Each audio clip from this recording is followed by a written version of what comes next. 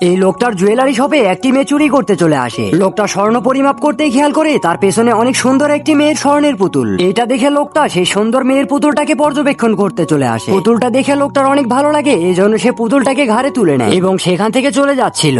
লোকটা মেয়েটিকে নিয়ে যাচ্ছিল, সেদিকে তার কোনো খেয়ালই ছিল না। মেয়েটি ছিল মূলত একজন চোর। এই জুয়েলারি শপে অনেক সুন্দর সুন্দর জিনিস থাকায় সেগুলো সে চোখ দিয়ে পরিমাপ করতে শুরু করে। মেয়েটি এই জিনিসগুলোর মূল্য পরিমাপ করে সে অনেক খুশি হয়। তখনই মেয়েটি লোকটির হাতে একটি স্বর্ণের আংটি দেখতে পেয়ে সেটিকে খুলে নেয়, কিন্তু লোকটা কিছুই বুঝতে পারে না। তখনই মেয়েটি তার পাশে একটি অনেক সুন্দর একটি লকার দেখতে পায়। লকারের পাশে অনেক সুন্দর সুন্দর মূর্তি রাখা ছিল। লোকটা সেই মূর্তিটাকে সেখানে নিয়ে যেয়ে রেখে দেয়। এরপর মেয়েটির মূর্তিকে একটি কিস করে সেখান থেকে চলে যায়। মেয়েটি স্ট্যাচুর উপর থেকে নামলেই সেখানে লেজার লাইট জ্বলে ওঠে, কারণ এই জুয়েলারি শপটা পুরো লেজার লাইট দিয়ে ঘেরাও করা ছিল, যেন সেই শপের ভিতর থেকে কেউ কিছু খুব সহজে চুরি না করতে পারে। তো মেয়েটি এটা দেখে মন খারাপ করে সেই লেজার লাইটের ভিতর দিয়ে সামনে এগোতে থাকে। এন্ড ফাইনালি মেয়েটি লেজার লাইটের ধাপগুলো পার করে সেই দরজার কাছে চলে যায়।